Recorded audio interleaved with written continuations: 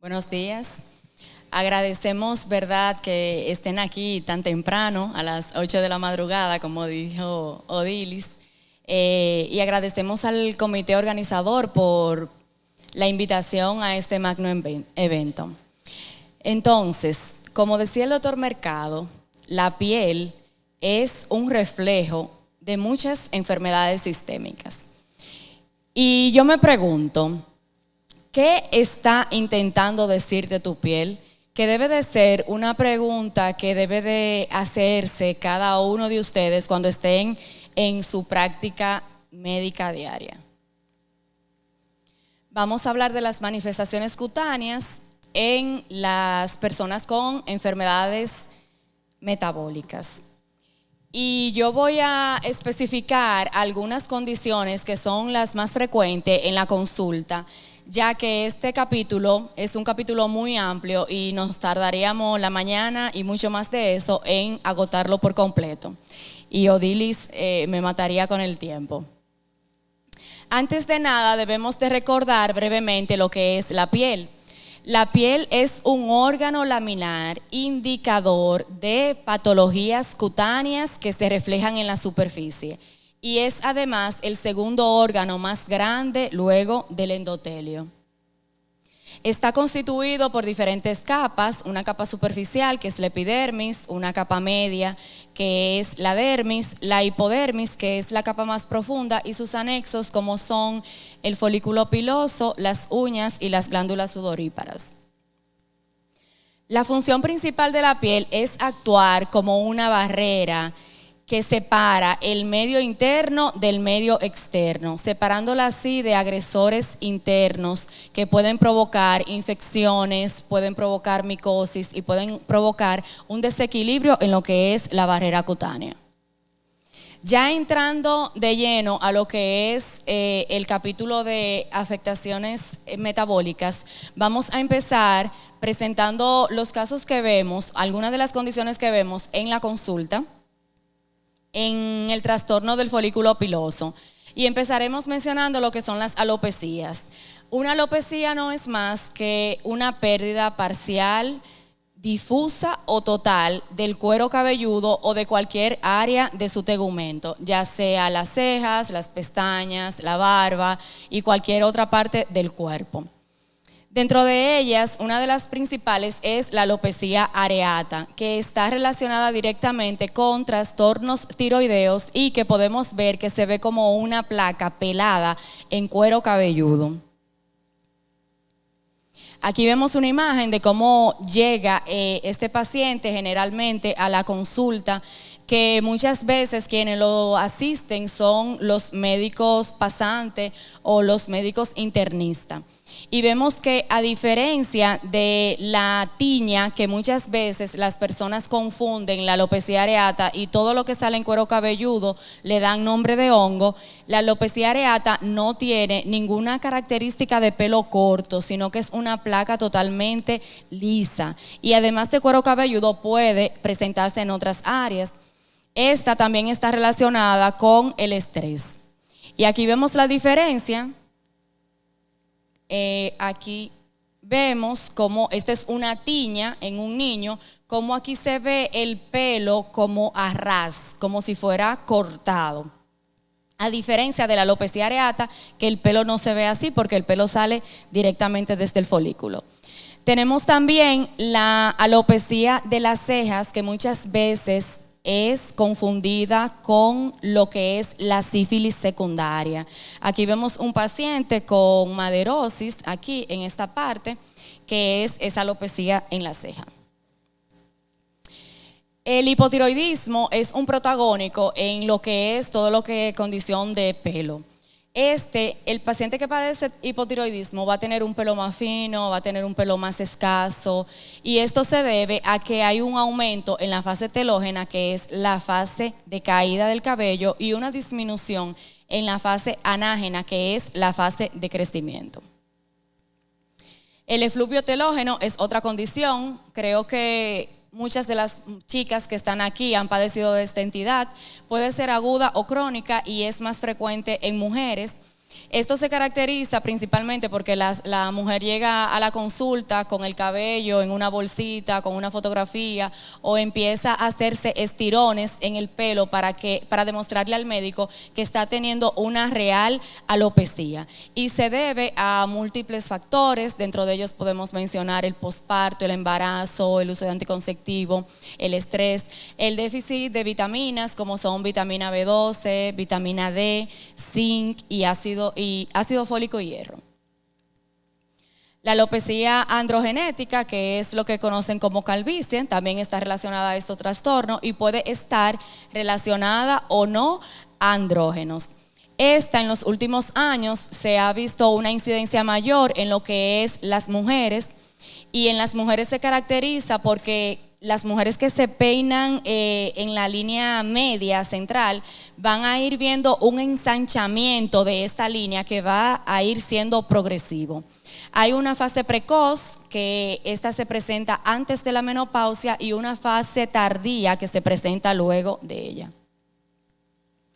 Pasamos a otra área y vemos aquí lo que son las xantomatosis, que son tumores compuestos de células cargadas de lípidos y está relacionada con lo que es el metabolismo. Dentro de ellos tenemos el más frecuente, que es el santelasma. Muchas veces nos llega a la consulta el paciente con este tipo de...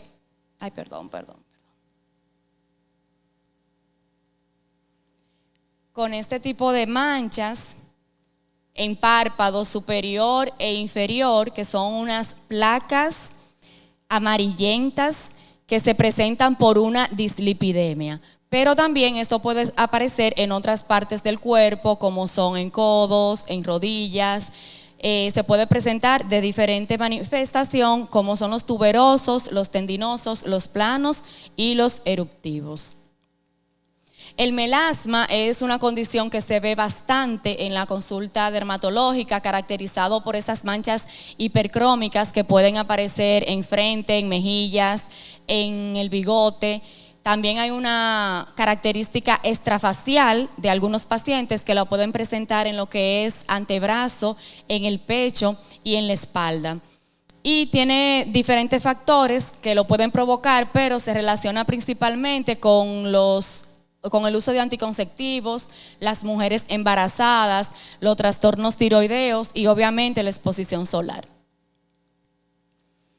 El acné es una enfermedad inflamatoria crónica de las glándulas sebáceas que vemos bastante también, que puede estar relacionada también a causas hormonales.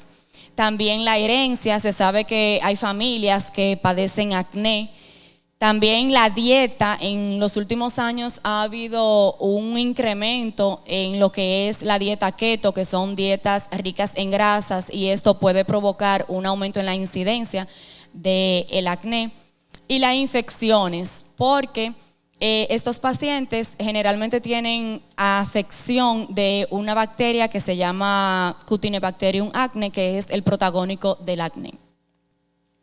Hay diferentes tipos de acné. Hay acné infantil, hay acné comedónico, acné papulopustuloso, acné conglobata, que se presenta, es muy agresivo, este último que mencioné, y presenta lesiones nodulares en pecho, en espalda, en cara, que dejan secuelas importantes en el paciente. Y tenemos el acné de la mujer adulta. En este vamos a hablar un poquito más porque está directamente relacionado con lo que es trastorno del metabolismo. Este se presenta en mujeres mayores de 25 años o mujeres jóvenes que hasta después de esta edad han persistido con acné. La dieta, como mencioné anteriormente, juega un papel importante. También estas pacientes pueden presentar hirsutismo, el estrés también es otro factor, el síndrome de ovario poliquístico también puede estar relacionado. Mujeres fumadoras y con uso de anticonceptivos también pueden presentarlo, y el exceso de lavado, a diferencia de lo que muchas personas creen, que mientras más se lavan la cara, pues más limpia la van a tener. Esto lo que hace es que va a estimular una hipersecreción sebácea, y además de esto va a perder la barrera cutánea que de manera normal tenemos, y va a provocar que se presenten infecciones propiciada por el Cutinebacterium acnes. La obesidad la hiperinsulinemia. También hay síndromes como es el SAHA, que es seborrea, acné, hiperandrogenismo, y también alopecia, que se presentan en algunos pacientes, y el consumo de vitamina B12. La vitamina B12 puede ser la causa principal de desentonar un acné o puede ser quien lo empeore. Aquí vemos imágenes de cómo se ven esas lesiones en la mujer adulta que padece acné. Nódulos que muchas veces son dolorosos, generalmente se presentan en lo que es el maxilar inferior, y esto tiene una repercusión emocional muy importante en estas pacientes, porque muchas veces ellas dicen: yo no estoy en edad de presentar acné y ahora, después de vieja, ahora tengo todas estas lesiones. Aquí vemos algunos artículos que corroboran lo que es la alimentación y el consumo de vitaminas del complejo B, principalmente en estos pacientes con acné, y también aquellas pacientes se ha demostrado que el déficit de vitamina D puede ser un factor desencadenante de estas lesiones. Otro tipo de lesiones que vemos con mucha frecuencia son las acantosis nigricans. Lamentablemente, como el doctor Mercado mencionó en el día de ayer en su exposición, la obesidad ha ido en aumento en los infantes, y estas son lesiones que son muy frecuentes en niños, y todo esto se debe muchas veces a la mala alimentación. Este puede ser, la acantosis, un marcador cutáneo de un trastorno endocrino o también de un trastorno neoplásico. Y se caracteriza por esas manchas oscuras que se presentan principalmente en cuello, en axilas, en la región submamaria, en áreas de roce principalmente, que dan un aspecto como si fuera la piel sucia, y está relacionado con insulinoresistencia, hiperinsulinemia, y también es muy frecuente que se presente en pacientes diabéticos. Aquí vemos una imagen de un paciente con acantosis nigricans que va acompañado con lo que es acrocordones o fibromas blandos, que también son lesiones benignas que se pueden presentar en pacientes con trastornos metabólicos, y se debe generalmente al sobrepeso. Hay mujeres embarazadas también que pueden desarrollar este tipo de lesiones. Aquí vemos imágenes de un paciente con acantosis y fibroma blando, y otra sin acantosis, fibromas blandos en el cuello. La hiperhidrosis es la sudoración excesiva del organismo, que puede presentarse en diferentes áreas del cuerpo, principalmente en axila, pero puede también manifestarse en manos, en pie, y esta está dada por trastornos hormonales, por menopausia y trastorno del sistema nervioso. El prurito es el síntoma principal de lo que es la consulta dermatológica. Se relaciona con pacientes con ictericia, pacientes con enfermedades renales, también los pacientes en gastroenterología con enfermedades colestásicas, pacientes hipertiroideos y en policitemia vera. Tiene un origen cutáneo. Cuando su origen es cutáneo, debemos de pensar primeramente en lo que es cerosis o resequedad de la piel, también en dermatitis atópica y en parasitosis cutánea. Dentro de las patologías sistémicas mencionamos alguna anteriormente, pero también están las neoplasias y la enfermedad linfoproliferativa. Múltiples medicamentos como son los opiáceos, el ácido acetilsalicílico, la miodarona, la warfarina también pueden provocarlo. Cuando nos llega a la consulta un paciente con prurito, debemos de hacer una investigación completa del mismo: hemograma, urea, creatinina, perfil hepático, perfil tiroideo, ANA, coprológicos seriados, sonografía, radiografía de tórax, buscando una causa aparente del mismo. Otra enfermedad metabólica importante es la diabetes mellitus, que la consideramos en dermatología como la gran imitadora por su polimorfismo en las lesiones que tienen. Estos pacientes presentan infecciones recurrentes y también pueden presentar pérdida y disminución del pelo en las extremidades inferiores. También las úlceras son bastante frecuentes en estos casos. La necrobiosis lipoídica son placas que se presentan en extremidades inferiores en los pacientes diabéticos, tanto tipo 1 como tipo 2. A pesar de que está relacionada directamente con la diabetes, hay otras condiciones que puede presentarse, como son infecciones, pacientes con enfermedades autoinmunes y pacientes con enfermedades inflamatorias. La dermopatía diabética son esas hiperpigmentaciones que se producen en extremidades inferiores en los pacientes diabéticos. La bula diabética se presenta en pacientes diabetes tipo 1 y tipo 2 que generalmente están descompensados.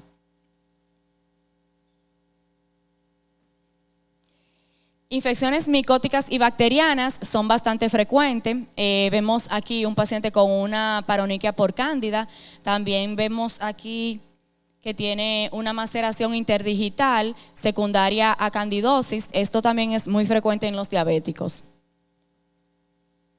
Los granulomas anulares también son lesiones que podemos ver en estos pacientes. Y las enfermedades de las uñas no se pueden dejar de lado porque las uñas son un indicador de manifestaciones sistémicas. Aquí tenemos una imagen de unas uñas en palillo de tambor que se presentan, también conocido como acropaquias, y puede presentarse afección de una o varias uñas, y esto es un indicativo de enfermedades pulmonares. También tenemos la coilonychia, que son las llamadas uñas en cuchara, que se debe a un déficit de hierro.